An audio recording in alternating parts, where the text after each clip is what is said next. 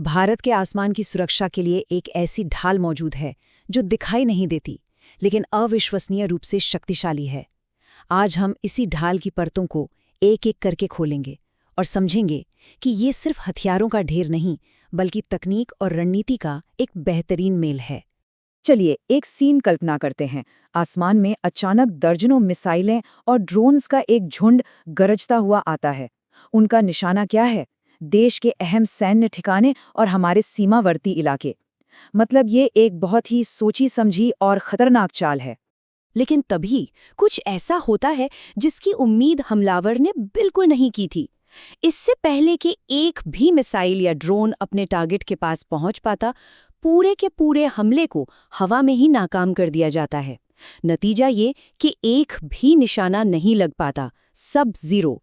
तो अब सवाल ये उठता है कि ये हुआ कैसे? इतना बड़ा और इतना कॉम्प्लेक्स हमला पूरी तरह से रोका कैसे जा सका? देखिए, इसका जवाब किसी एक हथियार में नहीं, बल्कि एक बहुत ही शानदार रणनीति में छिपा हुआ है।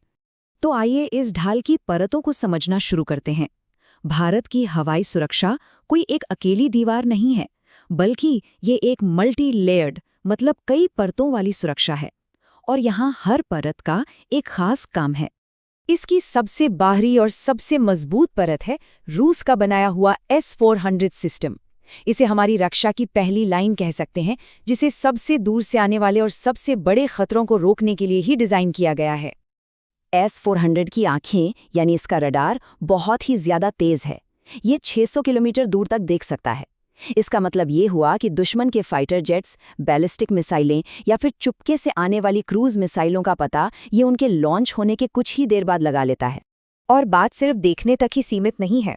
ये सिस्टम एक ही समय में 300 से ज्यादा टारगेट्स को ट्रैक कर सकता है। सोचिए, इसकी प्रोसेसिंग पावर कितनी जबरदस्त होगी। तो ये काम कैसे करता है, इसे 3 आसान स्टेप्स में समझते हैं। सबसे पहले रडार खतरे का पता लगाता है।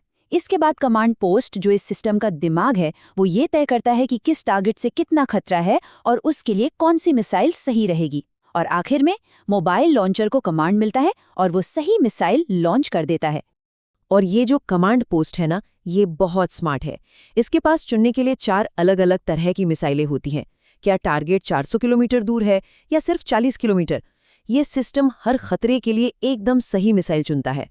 और ये मिसाइलें मैक 5 से 6 की रफ्तार से, मतलब आवाज की गति से 5 से 6 गुना तेजी से टारगेट की तरफ बढ़ती हैं। लेकिन रुकिए, कहानी यहाँ खत्म नहीं होती। S-400 तो सिर्फ एक हिस्सा है, वो भी सबसे बाहरी।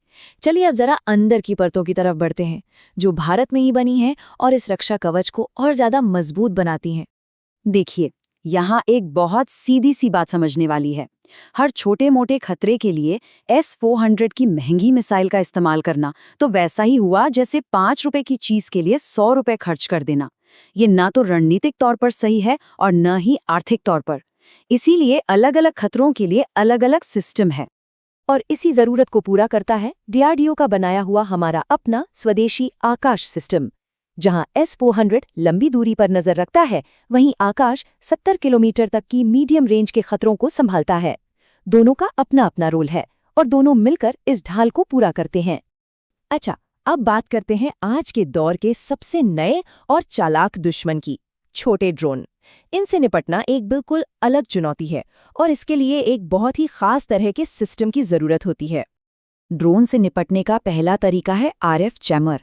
ये कोई गोली या मिसाइल नहीं चलाता, बल्कि ये ड्रोन और उसको उड़ाने वाले ऑपरेटर के बीच के कम्युनिकेशन सिग्नल को ही जाम कर देता है। सिग्नल गया तो ड्रोन का कंट्रोल भी गया। वो या तो रास्ता भटक जाता है या फिर सीधे नीचे गिर जाता है। मान लीजिए कोई ड्रोन इस जैमिंग से बच निकला, तो अगली परत तैयार है, लेजर सिस्टम। ये एक डायरेक्टेड एनर्जी वेपन है जो 1 से 2 किलोमीटर की रेंज में ड्रोन पर एक हाई पावर लेजर बीम दागता है और उसे हवा में ही जलाकर राख कर देता है। और अगर कोई ड्रोन इन दोनों तरीकों से भी बच निकले, तो उसके लिए एक तीसरा और बड़ा दिलचस्प उपाय है, एंटी ड्रोन गन। ये बंदूक गोली नहीं, बल्कि एक जाल फेंकती है। ये जाल ड्रोन को अपने अंदर फंसा लेता है और उसे बिना किसी धमाके के सुरक्षित जमीन पर उतार लेता है। तो यहाँ समझने वाली बात ये है कि ये एंटी ड्रोन ग्रिड कोई एक हथियार नहीं है। ये असल में हाई रेजोल्यूशन रडार, सेंसर्स और इलेक्ट्रॉनिक वॉरफेयर यूनिट्स का एक पूरा नेटवर्क है जो एक साथ मिलकर काम करता है। तो हमने अलग अलग सिस्टम्स की बात कर ली, लेकिन अब आते हैं इस पूरे विश्लेषण के सबसे जरूरी हिस्से पर। अलग अलग हथियार तो ठीक हैं, पर असली ताकत उस चीज में है जो इन सबको आपस में जोड़ती है।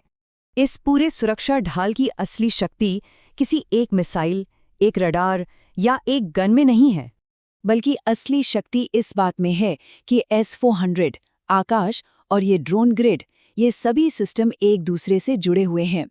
वे एक ही कमांड के तहत काम करते हैं, आपस में जानकारी शेयर करते हैं। इससे सिस्टम को ये फैसला लेने में मदद मिलती है कि किस खतरे के लिए कौन सा हथियार सबसे असरदार और सबसे किफ़ायती रहेगा। यही एकीकरण, यही नेटवर्किंग इस ढाल को अभेद्य बनाती है। तो ये सारी बातें हमें एक बहुत ही अहम सवाल पे लाके छोड़ देती है। टेक्नोलॉजी लगातार बदल रही है। आने वाले समय में खतरे और भी जटिल होंगे। हाइपरसोनिक मिसाइलें आएंगी, ड्रोन्स के झुंड आएंगे। ऐसे में भारत की ये एकीकृत ढाल भविष्य के आसमान की रक्षा के लिए खुद को कैसे बदलेगी और कैसे और बेहतर होगी? ये एक ऐसा सवाल है जिसका जवाब हमें आने वाले वक्त में ही मिलेगा।